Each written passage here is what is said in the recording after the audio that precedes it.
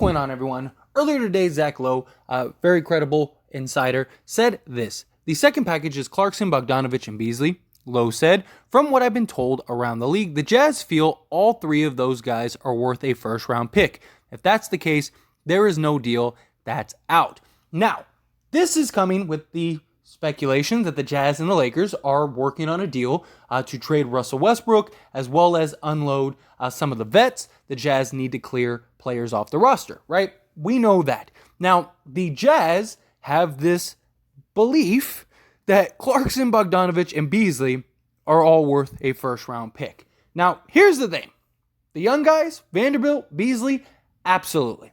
I really believe either of these guys could field a first. I don't think it would be like a lottery pick or anything like that, but I do think that these guys could get a first-round pick, especially Vanderbilt, a guy that has so much upside, so much energy, 6'9", can play multiple positions, is a real question mark as far as like what is his ceiling, right?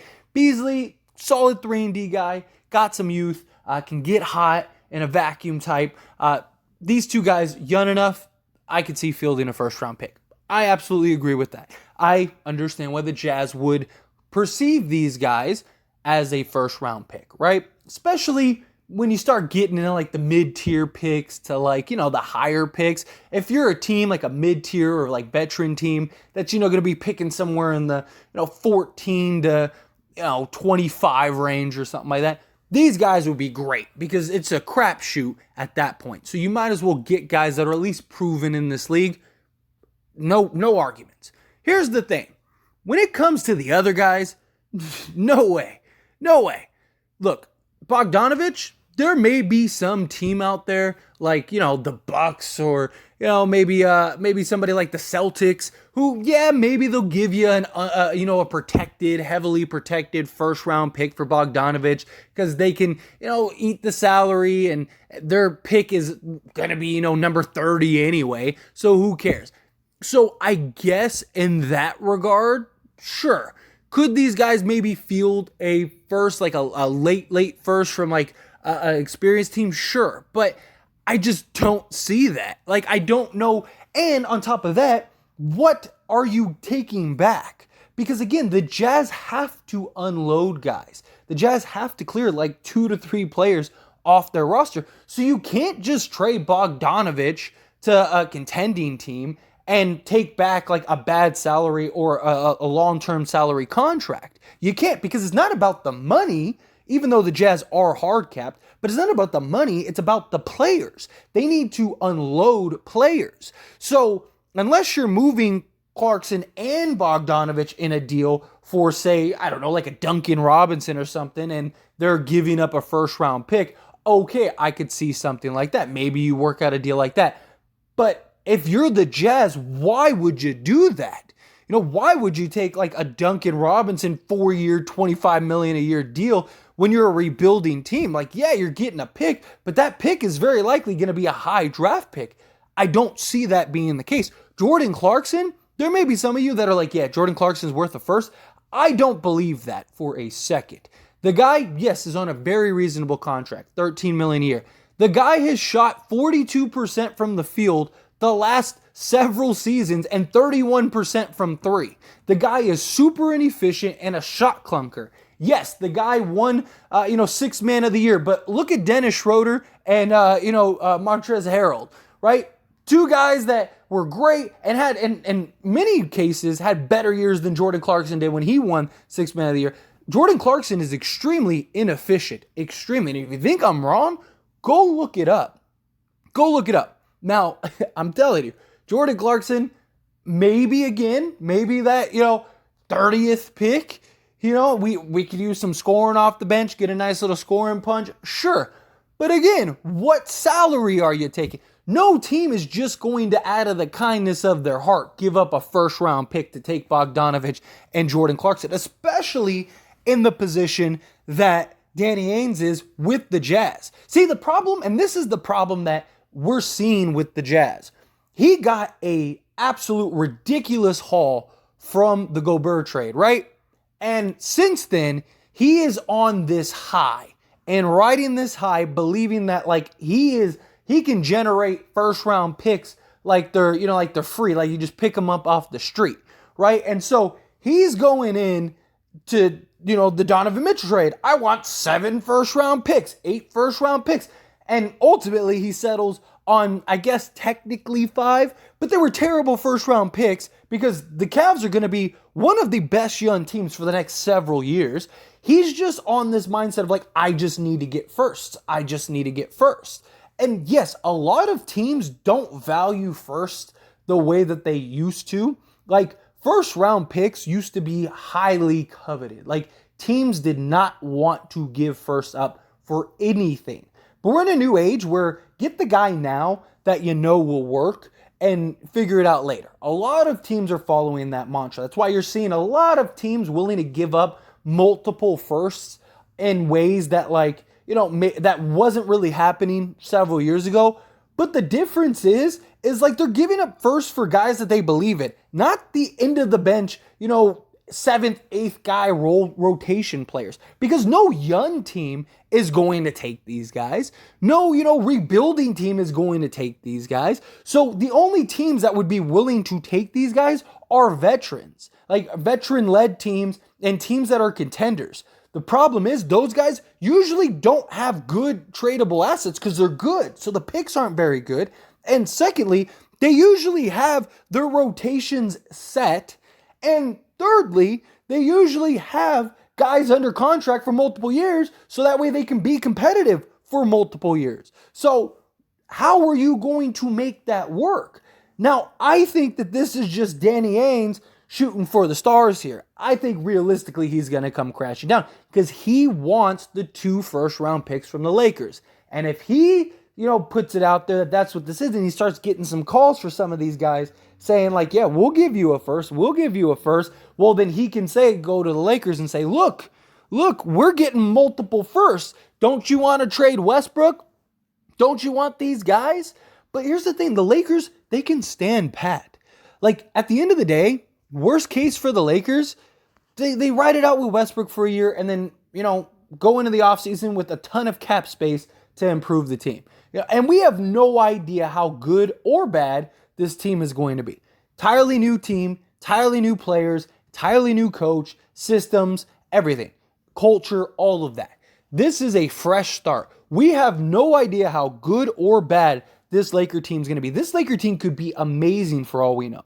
This team is very, very comparable to the 2020 championship team, which won a championship and was the best team in the league the whole year. As much as people like to say, oh, it was a bubble championship, the Lakers were the number 1 team in the league that year, regardless, whether it was a bubble ring or not. They still would have probably won the championship, and it was a fair playing field. This team is very comparable. You got Thomas Bryant, Damian Jones, who are younger, more athletic, more versatile centers, just like Dwight Howard and JaVale McGee. You still have Anthony Davis. You still have LeBron. You have your Austin Reeves as your Alex Caruso. You got your Walker. You got your Danny Green. None of these guys shot great the bubble year. Like, we weren't a very good 3-point shooting team, but we're really good defensively, and we generated offense greatly. Even last year, scoring wasn't our problem. It was we couldn't stop anybody. And you got guys like Patrick Beverley now, Kendrick Nunn. Like, we didn't have a Kendrick Nunn that year. We didn't. Patrick Beverley, you could say, was our, KCP, I guess. Now a solid 3-and-D guy that can just guard multiple positions, stuff like that. This team is very comparable. Worst case scenario, the Lakers are okay. It's fine. Don't make a deal. It's good. The Jazz still have to find those deals. So it's becoming a matter of who's going to blink first. And I really think it's the Jazz. I really think the Jazz are going. And look, there's multiple reports coming out. Tony from The Athletic, he even said recently that, that the Jazz and the Lakers both threw out offers and they're a ways away. And unless they can find a happy medium, a deal's not going to happen. But look, that's what you see with everything, right? That's how the deals work. The Jazz, they don't have the leverage they had in other trades. They had the leverage in the Rudy Gobert trade because they didn't need to trade him. They had the leverage in the Donovan Mitchell trade because they didn't need to trade him. Donovan Mitchell wasn't putting pressure on him. Donovan Mitchell wasn't forcing his way out. He was very quiet, very humble, very, to himself. Wasn't running around saying anything. Like, it was good. Like, it was fine. So, of course, the Jazz have the leverage. Look, we don't need to trade Mitchell. If you want Mitchell, it's going to cost you. We don't need to trade Gobert. If you want him, it's going to cost you. But here's the difference now. Is because of all those deals, getting 4-5 players back in return, they have too many guys on the roster now. So they have to unload guys. Yes, they could just buy guys out, but why when you could get an asset for players?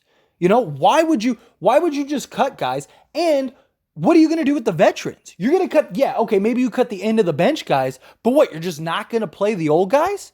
Or you're just not going to play your young guys? What is it? It makes zero sense for the Jazz. At some point, the Jazz are going to have to come down on their price. What they're hoping for is we're still 2 or 3 weeks away from training camp. So with that, we don't need to rush. We can stay at our asking price and just kind of draw this out. Maybe the Lakers get desperate and they trade us. They give us both first for a Beasley, Bogdanovich, and Mike Conley. Cool. We move off of the contract. We're getting rid of Beasley. That kind of sucks. But hey, we get a first, or we get both firsts. We get both first round picks. Yeah, we take on Westbrook, but we clear this out. Boom, it's a win-win for us, right? That's how they're looking at it. But in reality, they're going to have to come down. This trade is the best trade for the Jazz that is on the table. Like, the Lakers have all the leverage because it's like, look, dude, like, what is your other options? Show us another team that has an offer on the table. Show us another team that isn't going to try to gut you, because that's what's going to happen. Those other teams, they know you have to unload these guys. So if I know, just like Danny Ainge is looking at the Lakers like, you want to get rid of Westbrook. Yeah, we want to, but we're not just going to get rid of him just to get rid of him. We're not going to make a bad deal to make a bad deal. You, on the other hand, have to get rid of these guys. We don't have to get rid of Westbrook. We could keep Westbrook next season. We could re-sign Westbrook if we want. The difference is you can't do that with any of these guys. And what are your other options? You're going to give up picks? Or you're going to, take on bad salary? Good luck. If I'm the Lakers, I'm telling you, good luck. Go find a trade. And guess what? If it doesn't work out, well, now we'll talk some second round picks. You could have a first right now. We'll give you a first right now. But if I'm Rob Pelinka, and I'm not saying he will play this hardball, but if I was Rob Pelinka, I would say that. When people try to say, like, well, look what happened with the Knicks. The Knicks didn't have any leverage. Like, the Knicks played that terribly. The Knicks were goofy in that negotiation. Like, that was, they had no leverage. They had no say. Like, they painted themselves into that corner. That was the Knicks' fault. That wasn't the same situation. The Jazz just came swooping in and said, hey, we'll give you what you want.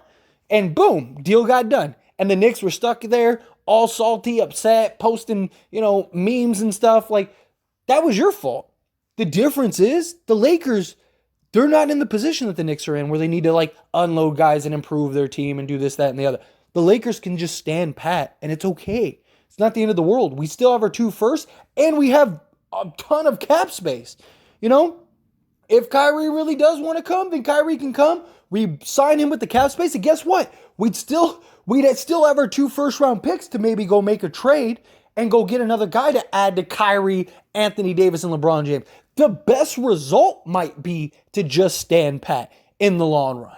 And a lot of people say, well, you're punting LeBron's season. I don't think so. We don't know how good this team is going to be, and nobody in the West is that good. Nobody is the Warriors with Kevin Durant. The Lakers will be fine.